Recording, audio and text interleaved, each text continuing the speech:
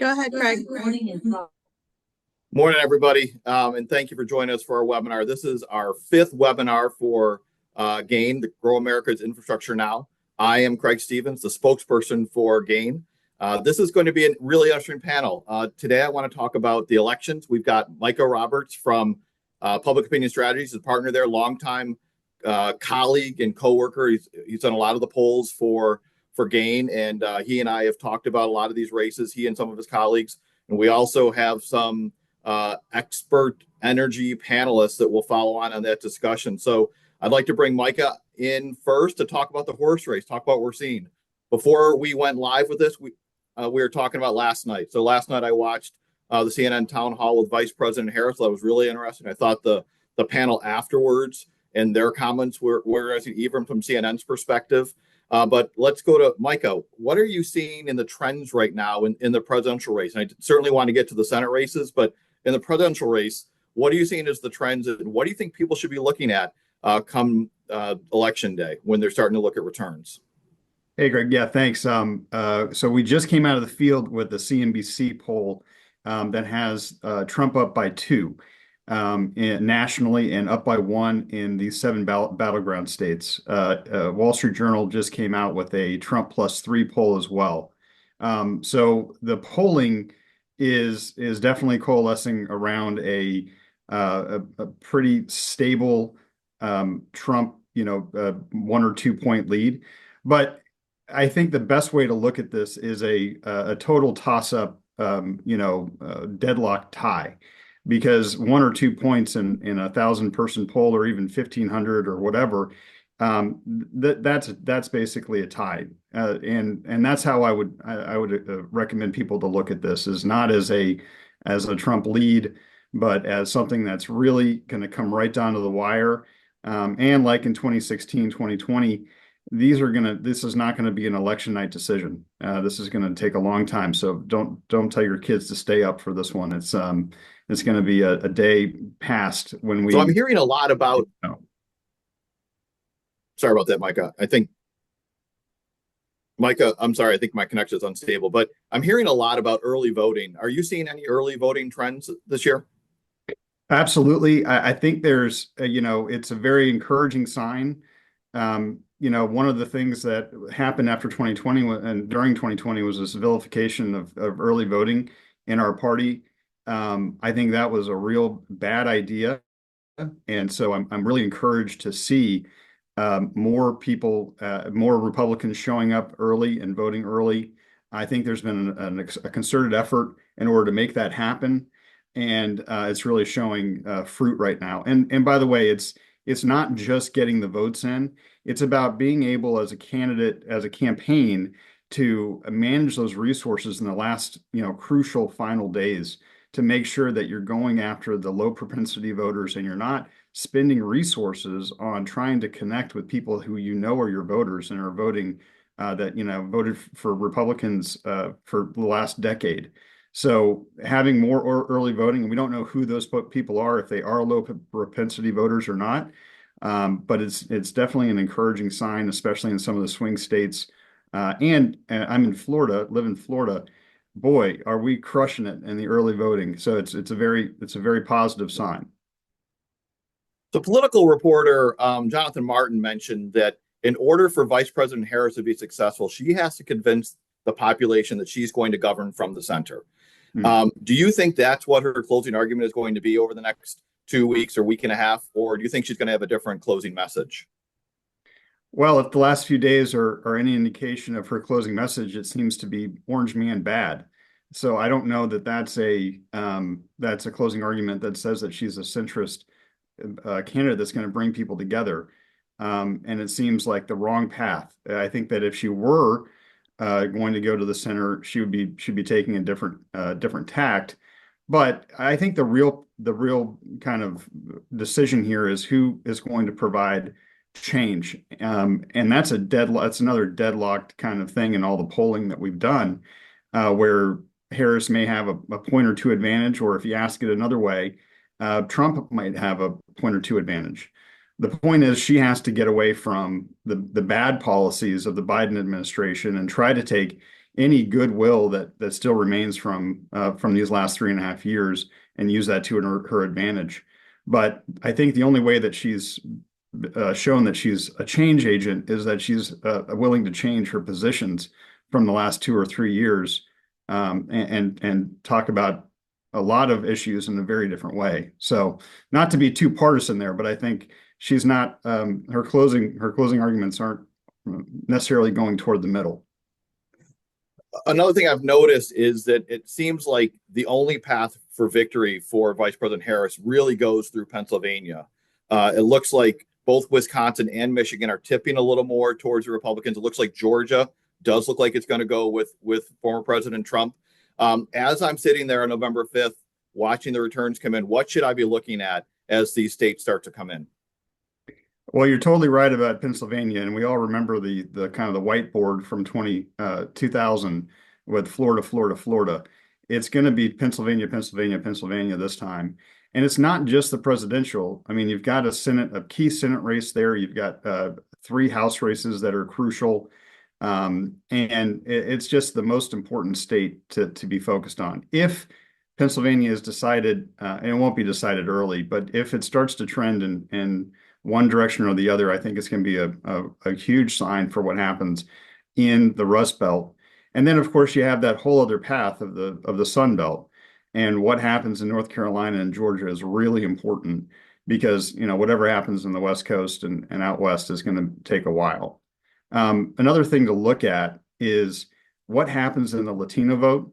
Miami-Dade is going to be a really important place to see. In 2022, Governor DeSantis won Miami-Dade, which was a historic win. And there's a lot of signs. We've done some polling for Telemundo recently that the Democrats are just losing contact with with Hispanic and Latino voters in a way that is making them a dynamic swing group. And this cycle, or maybe next cycle, but they are not a core Democratic base voting bloc anymore. And they're different. It's not the Latino vote, it's the Latino votes. There are different types of Latinos in Florida versus Texas versus California. But the Republican Party is doing a lot to connect with them. And even in the Telemundo poll nationally, Trump had an advantage on the economy, on inflation, and on border security among Latino voters. That's a huge, huge part of what's going to happen and what could happen in 2024. Thanks for that, Micah. So I'd like to turn to the Senate races just for a minute. You brought up the one in Pennsylvania. Certainly, that'll be something that folks watch. Wisconsin, Ohio. I know that there's been a lot of talk about Texas possibly turning blue. What are you seeing when it comes to who will ultimately control the Senate come early next year, come January? What are you seeing in the polls right now? Well, I think we can talk about some things that are pretty solid and one that's a little bit less solid. But of course, West Virginia is going to go for Republicans. I think anybody who's looked at any polling on that, I don't think they're even doing polling anymore. It's pretty much baked. Montana is another one. Tester is in trouble there. He's a very resilient senator, and he's played well in a red state for a long time. And so I don't know that we would necessarily count that out right now, but it's definitely trending towards Sheehy, and that would be with a Trump Vance ticket winning, that would be the majority. What else I really don't think Texas it could be close, but I don't think it's gonna flip. I mean, unless something dramatic happens in the next 12 days. And so look, if we start to see things kind of rolling in one direction, because that's basically what happens. Typically, if there is a polling miss, and polling is not perfect, but in swing states, when these things miss, they miss in one direction. It's not like these things slip and split in one direction and the other. They 60, 80, 100% of the swing states in the last 3 elections have missed all in the same direction. And so that would be that would be a really good thing if that were to happen in Wisconsin and Michigan and Pennsylvania. Ohio would be certain to fall if that were the case as well. I think there's strong candidates across those states. We don't have a candidate problem. And last thing, Trump is running ahead of all of these Senate candidates, and he has an opportunity to bring those votes kind of with him, and encourage that straight ticket voting, which is another reason we're very encouraged to see higher early voting turnout. That means people are excited to get out there and vote for Republicans. So we haven't talked about the House. A lot of races in the House. If there's one or two you want to talk about that we should be looking at, I think that would be great. But otherwise, who do you think ultimately gets control of the House come next session? Well, of course, that is the big question, and I think it's still too close and too early to say. So much opportunity in a place like New York and in California to pick off, a handful of seats, and that would make the difference. But we won't know anything about about California for a long time, unfortunately. So I will I will hold my predictions on who will win the House. It could end up that we have a President Trump, a Republican Senate, and a split or Democrat House. That could certainly happen. It's just there are no swing districts anymore. I mean, it's dwindled down to the single digits, and these are really tough places to poll in. So they're really tough places to predict. But I would watch for, the places that we can pick off in New York as a starting point. There's a few houses, and they'll talk about them in the news and the coverage in Pennsylvania. I think 10 is one of them, 10, 7, and 8 potentially. I don't have them right in front of me.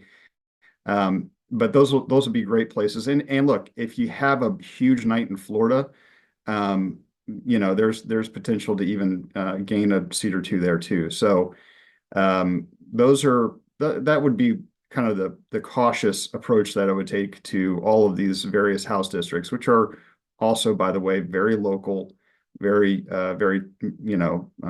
local races that matter a lot about local issues, even though they're federal races.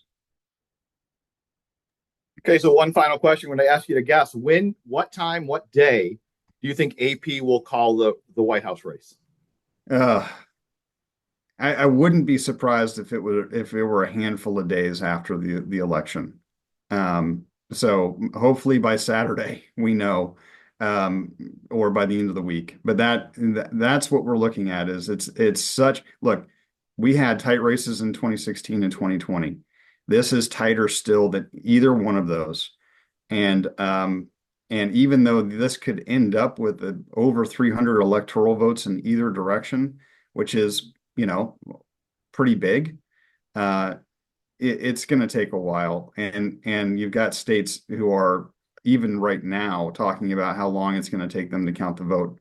So, yeah, be prepared for a long night and a tense few days as the final states get counted.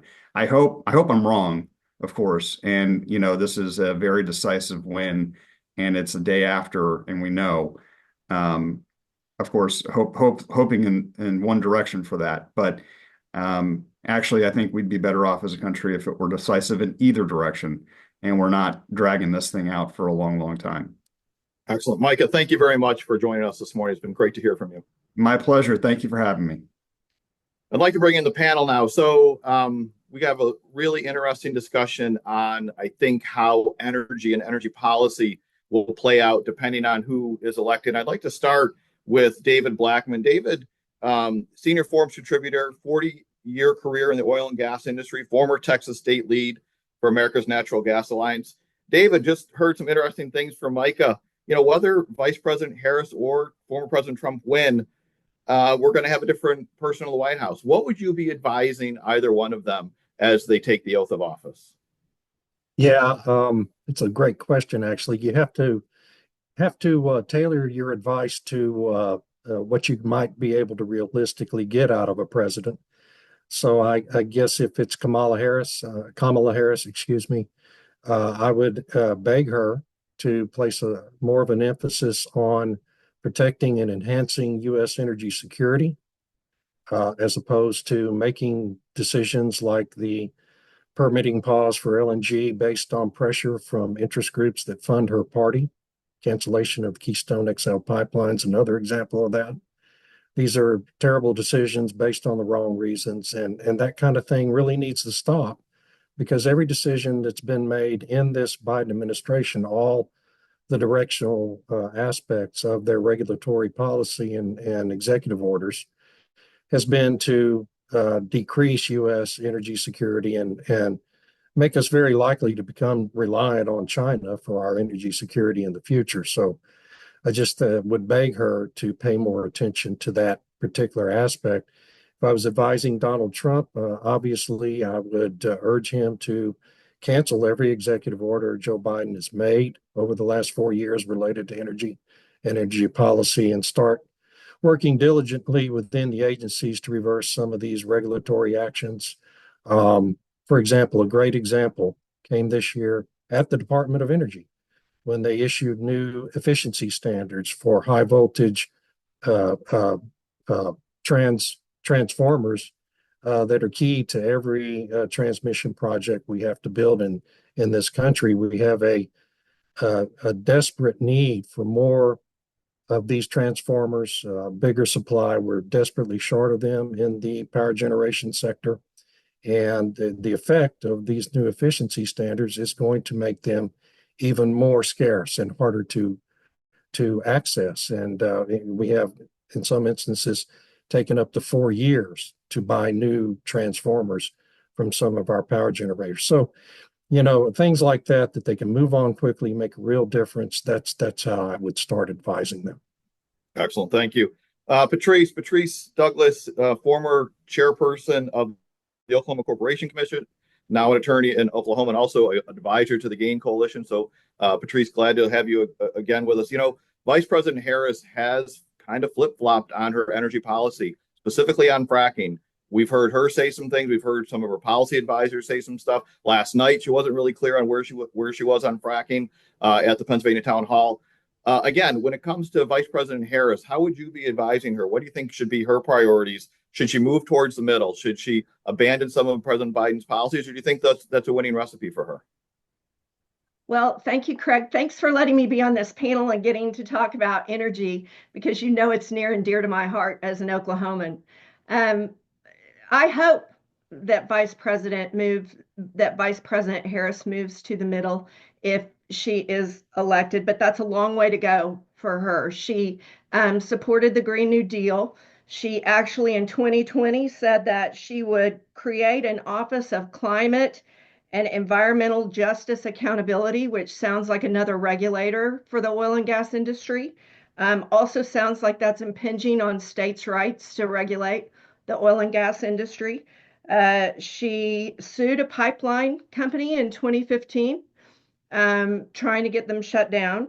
And like you mentioned on the CNN interview last night, she dodged the question on fracking. She basically said her view on climate change hasn't changed. She's not changing that view, but that she never voted to ban fracking. So she's kind of dodging the questions there.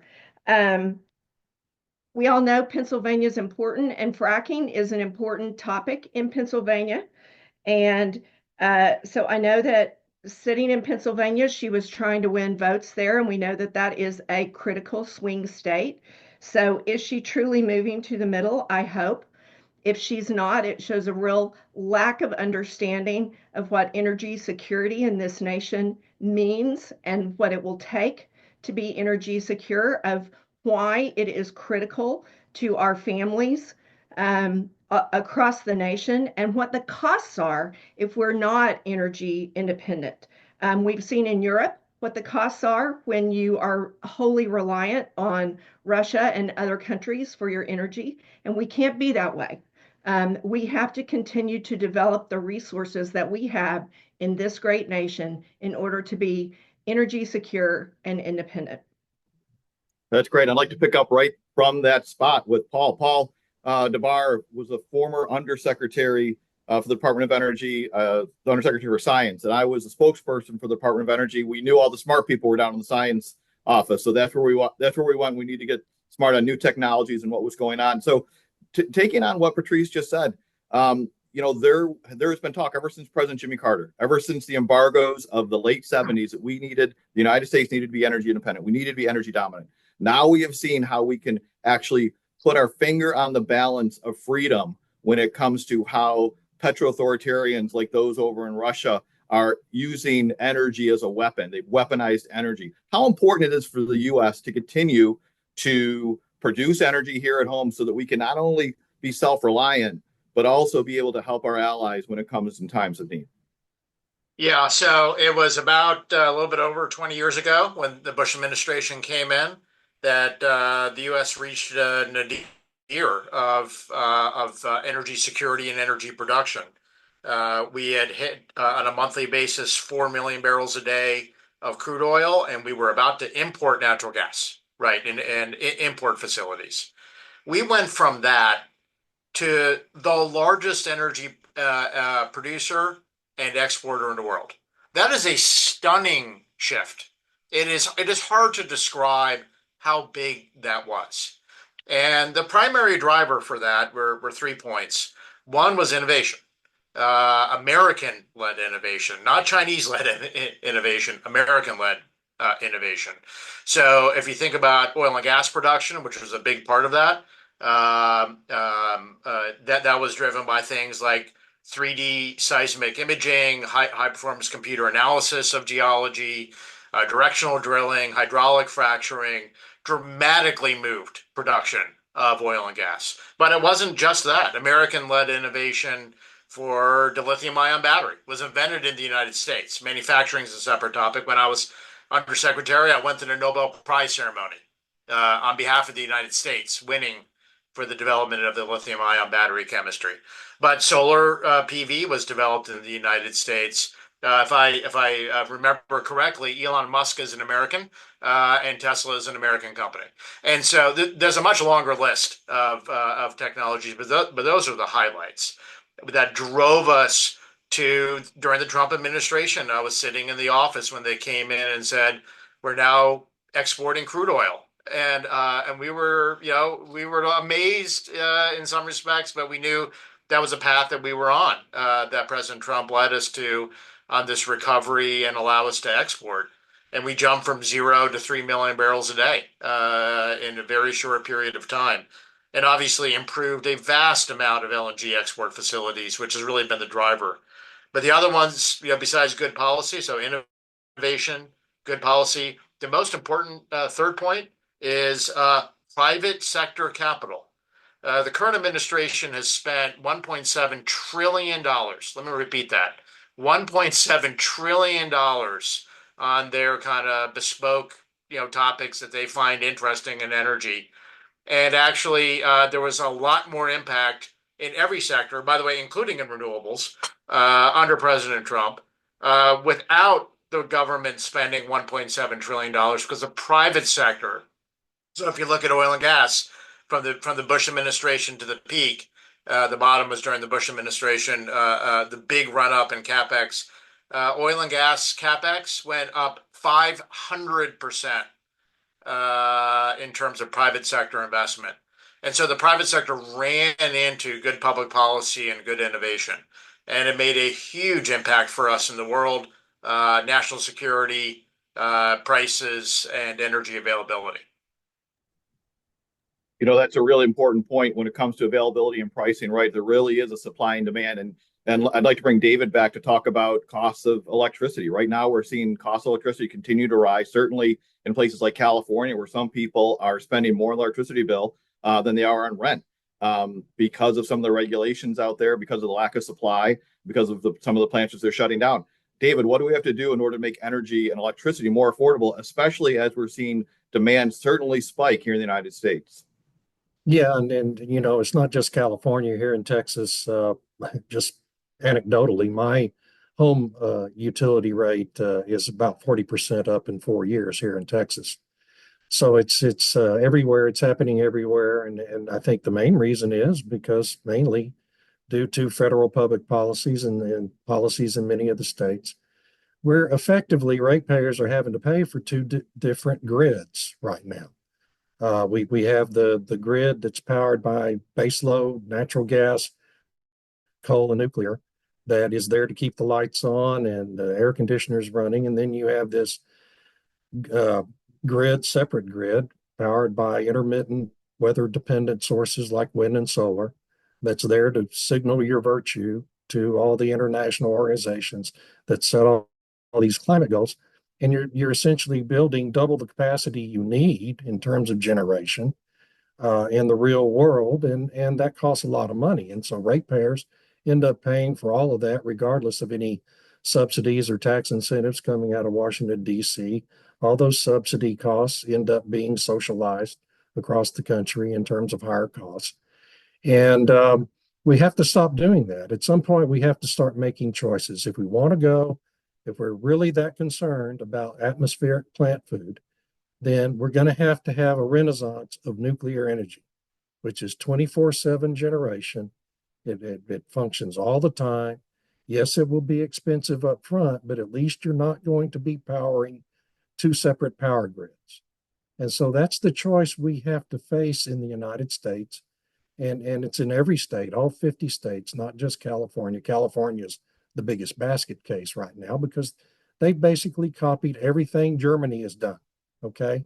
They're just a couple of years behind the German government where utility bills are 3 times as high as they're paying even in California. So, and that the result of that is a deindustrialization of an economy in Germany that for decades has been the industrial powerhouse of the whole continent. So if that's where we want to go in the United States, and we want to turn the United States into a basket case where energy is concerned and economics is concerned, then we'll keep going down this same road. But if we want to have reasonable utility bills and a power grid that we can rely on to continue functioning during a winter storm, which we no longer have in Texas, then we have to change what we're doing. And that requires smart policy choices starting in Washington, D.C., because so much of what's happening in Texas is driven by federal policy. That's a really good point. When I was at the Department of Energy and even today as spokesman for GAIN, we really do support an all of the above energy policy. That includes offshore wind, onshore wind, thermonuclear, nuclear.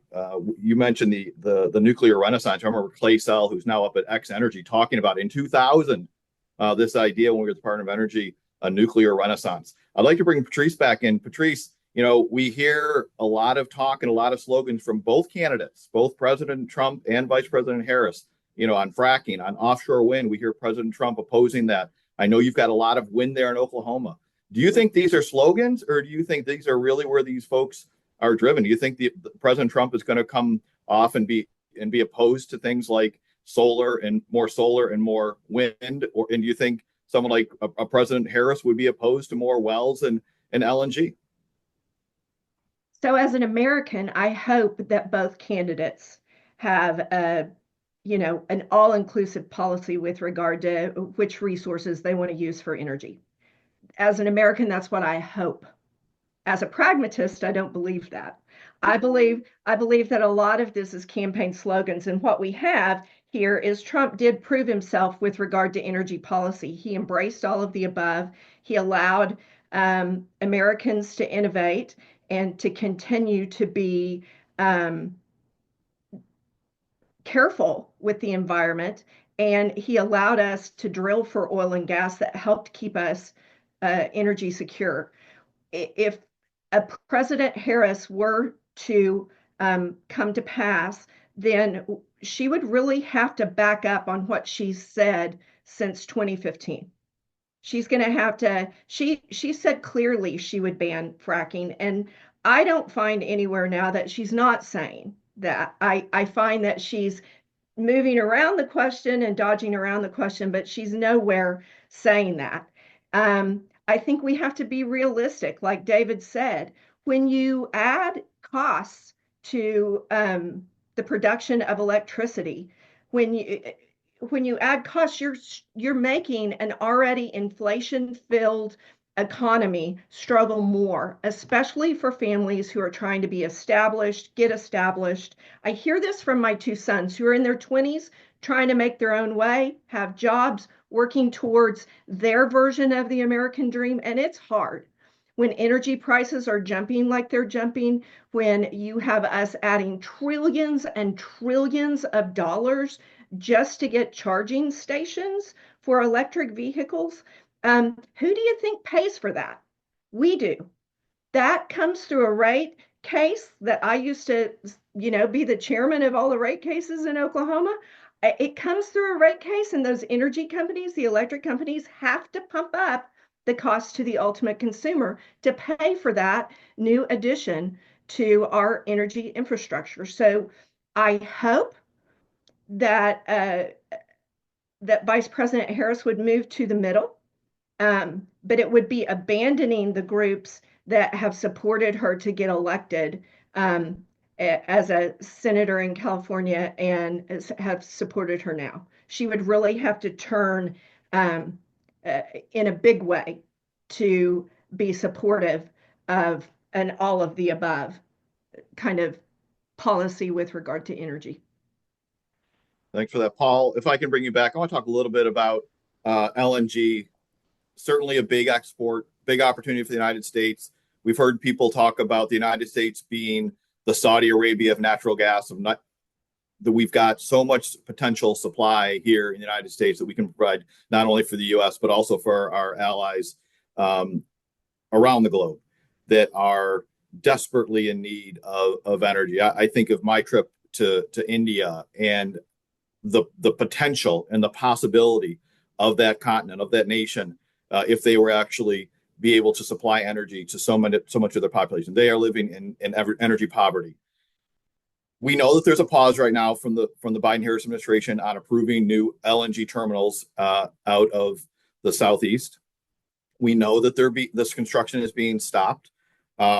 Yesterday, there was a letter sent to Secretary Granholm, signed by Chairman James Comer, Pat Fallon, and also Representative Clay Higgins, asking about a report that may have been already conducted, or a draft of a report already been conducted at the Department of Energy, that it's possible, it sounds like, according to the research they've done, that the department is burying it because they don't want to approve new LNG terminals, to Teresa's point, because they don't want to upset a constituency.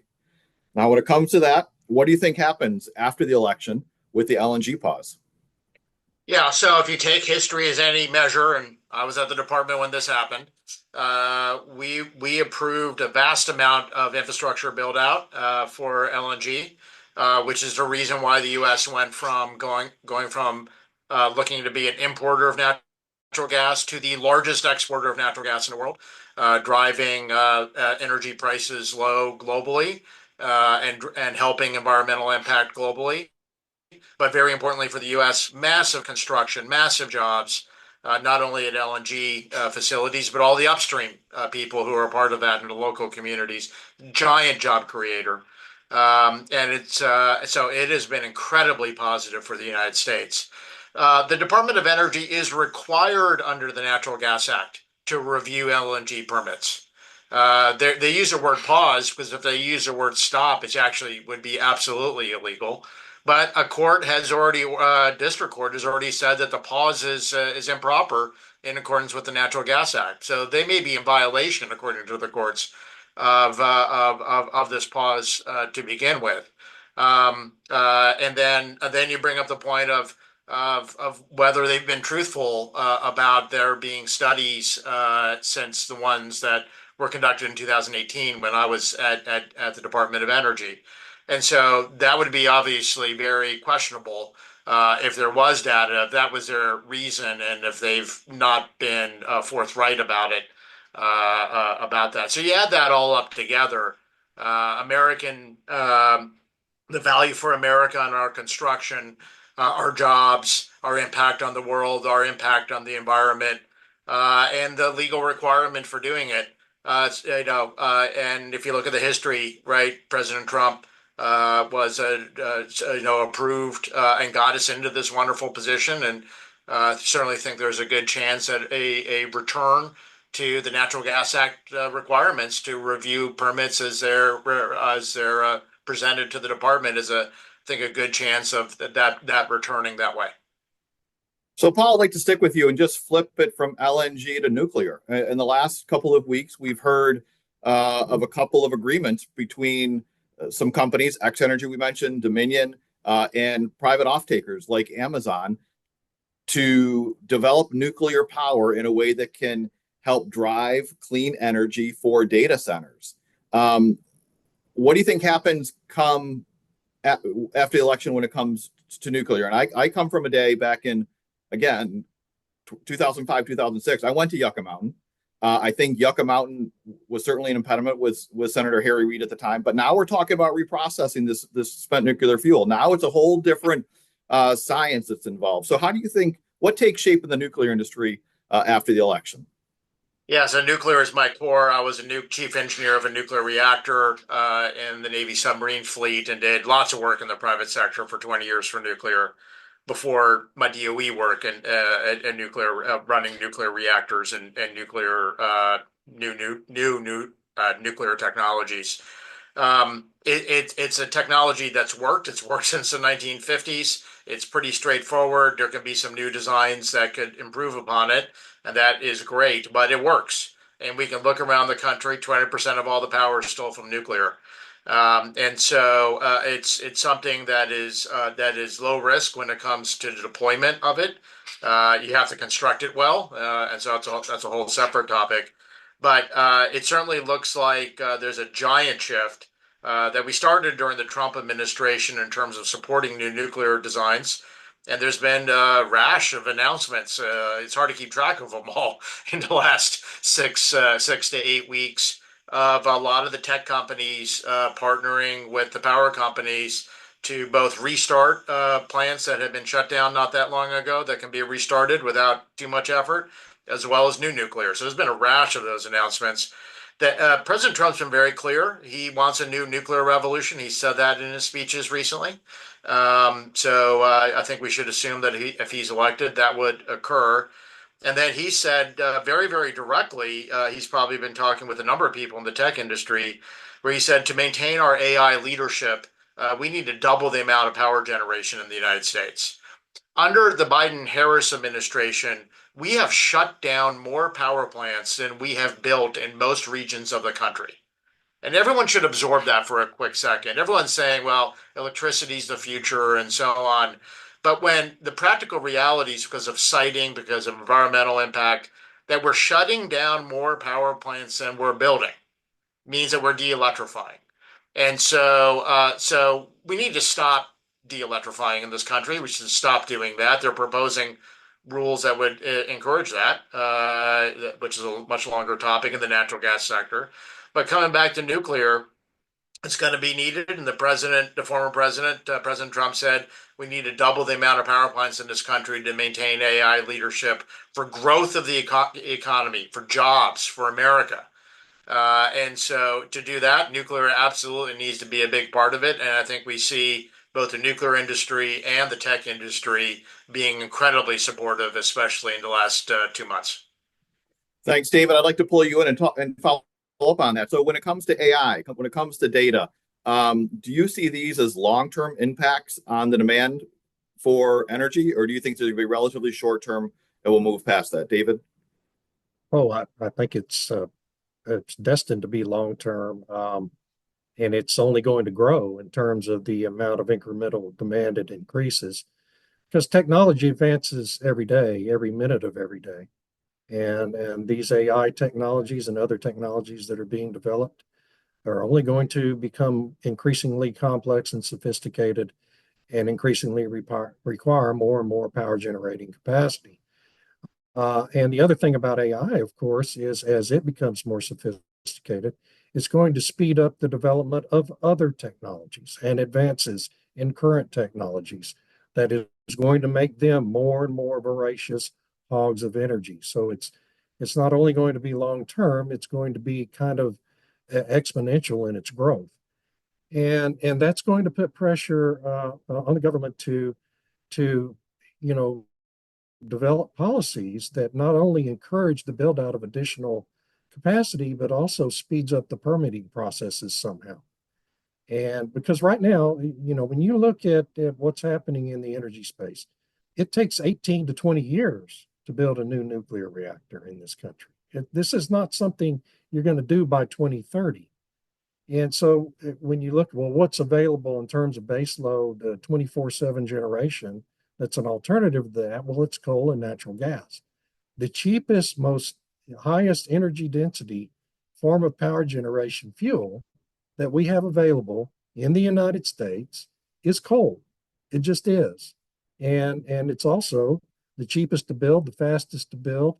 And I'm not a coal guy, but when you look at what the problem is, and you need additional major amounts of additional capacity in the next 5 years, not by 2050, but by 2028, 2030, it's going to create increasing pressure not only to reverse the policies of the Biden and Obama administrations to shut down all the coal plants. I really believe in the next 2 or 3 years, you're going to see states urging the federal government to allow them to permit the building of new coal plants, just because of the economics of it and the need for speed that is going to be created by all this new demand. And it's a real conundrum for the government to address. And if Harris is elected in this election, then I think we are destined to have a major energy crisis in this country very quickly. David, I think you're the first person I've ever heard say that we're going to build new coal power plants here, but you may actually be right. And I think one of the things the coal industry does not get nearly enough credit for what it's done to reduce emissions on particulate matter and in the new technologies that they've brought to market. We do see that they are an important component of the baseload power here in the United States. And I think everything you said was really insightful and really helpful and true, especially when it comes to the cost side and the supply side. I mean, Secretary Bodman would always talk about how there are other uses, for natural gas. There are feedstocks to other things like the plastics industry, things that aren't energy generation, things that coal could do on its own, so that you could free up natural gas to do for other purposes. So really interesting insight there today. Patrice, can I bring you in for the last question? What do you think the next administration should be focused on right out of the gate when it comes to energy policy? Dare I say common sense? I think common sense is the way we need to hope that the next administration that they go, because you've heard David, you've heard Paul. We have vast resources in this nation if we'll just take advantage of them. We have resources in nuclear. We have resources in coal. We have abundant resources that would last us 100 years in natural gas. We have solar. We have wind. We have an abundance of resources. We are a nation of abundance, and we need to use some common sense when we're thinking about how to develop them. And I hope whoever the next administration is sees that. We need to include all of these, but when we're considering these regulations that are adding burdens upon burdens upon burdens, we need to remember who pays for that. I pay for that. You pay for that. It may not show up in our tax bill, but it shows up somewhere.